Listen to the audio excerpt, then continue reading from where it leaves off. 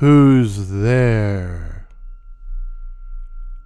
Due to my ongoing persecution by the night floaters, I have a doorbell camera and numerous security cameras mounted around the property. What are the night floaters?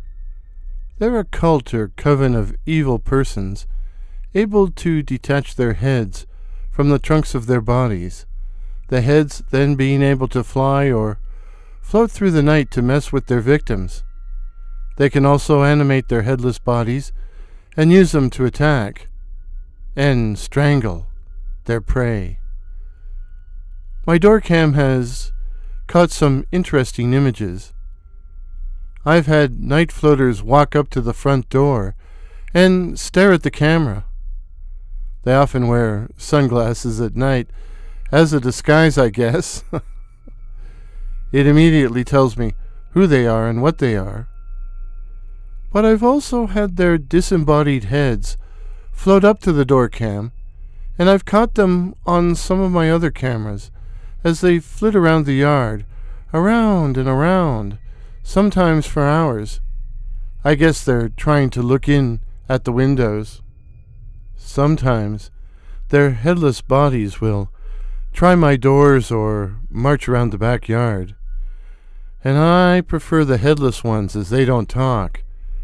The floating, disembodied heads sure do talk. And they like to utter threats of grotesque and horrendous violence delivered in the form of vile obscenities.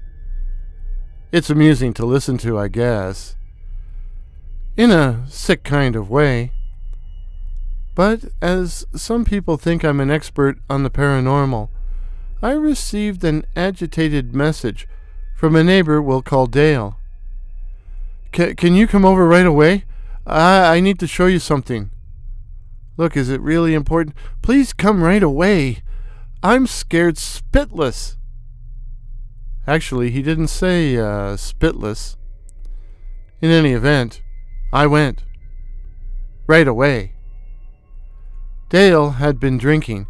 He immediately took me to his downstairs office and dropped me into a chair in front of a computer monitor. Look at this, he said. On the monitor was black and white footage from Dale's doorbell camera. In pretty impressive clarity, it showed his front porch, the front walkway, the end of his driveway, and the street beyond. 2 figures crossed the end of the driveway and headed up the walkway to the porch. They appeared to be children, dressed entirely in black and holding hands. They glided up the steps of the porch and rang the door chime, which echoed through an obviously empty house. I wasn't home when this happened, Dale whispered. The 2 kids were identically dressed, black bunny hugs or hoodies, the hoods pulled low over their faces, black jeans, black high-top sneakers. The tallest of the pair appeared to be a boy, the smaller a girl. But I didn't need to see their faces to know what they were. BEK, the black-eyed children. But I still wasn't prepared for the sound of their voices. Hello. Hello in there. Hello. Please come to the door. Please come to the door and let us in. Please open the door. Please let us in.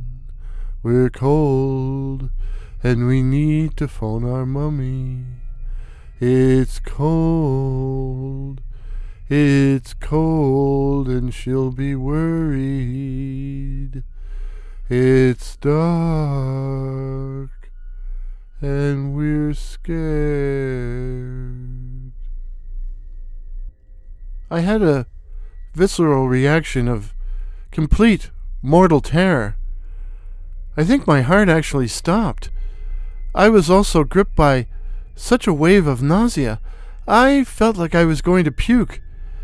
The unearthly voices had an ethereal quality, but were profoundly terrorizing. But it was worse, a million times worse, when the kids raised their heads and pulled back their hoods. Those dead black eyes, pools of Stygian blackness, eyes which radiated gloom.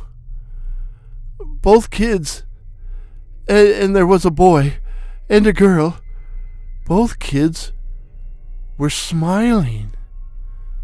They stood at the front door for the longest time, before circling around the house and peering in at the windows, and then returning to the front porch to repeat their chilling mantra. Their chilling mantra. This time, they were demanding, not asking to be let in. I noticed another thing, too.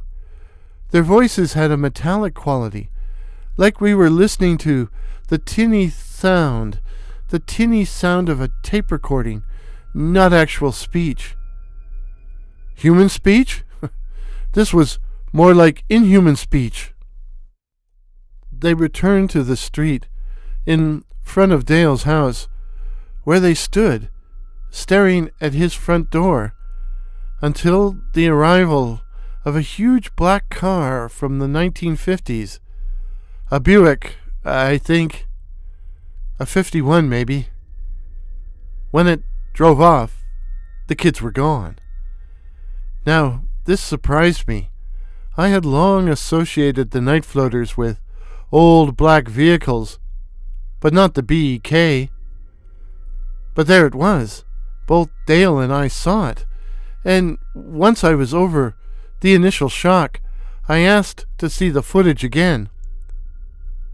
And it was blank. Blank. There was nothing. No kids, no car, no demands to be let in, nothing. Just the front porch, the front walkway, the end of his driveway, and the street beyond. We watched it several times, but still nothing. The kids were gone. That's all. It's demonic, Dale began muttering. Positively demonic. I don't know about that, I said, but it's definitely paranormal. But what am I going to do? I don't want them coming back. I didn't know what to do either. So we brainstormed and came up with some old-school solutions. Dale hung a large crucifix on his front door and, since sprigs of wild garlic are in short supply, put several mesh bags of garlic cloves around the porch. He even sprinkled a little garlic powder on his doorstop for good measure. He made crosses out of strips of duct tape to protect the other doors and windows. We'll see if it works, but he's also deactivated his Doorcam. He doesn't want to see or hear those kids ever again. Me neither. Maybe I should invest in some garlic and duct tape too, for you see, there was something on my Doorcam last night. Not the BEK, but 3 disembodied heads, floating and looking into the camera. They had the thin, pinched, pock-marked faces, acne-scarred faces, greasy hair, and glowing eyes I've come to expect from the night floaters. And they had a message for me. In unison they said, "You're next." Then they floated away laughing. I think I know what the threat is. The BEK. The kids are coming to visit. May heaven and duct tape and garlic preserve me.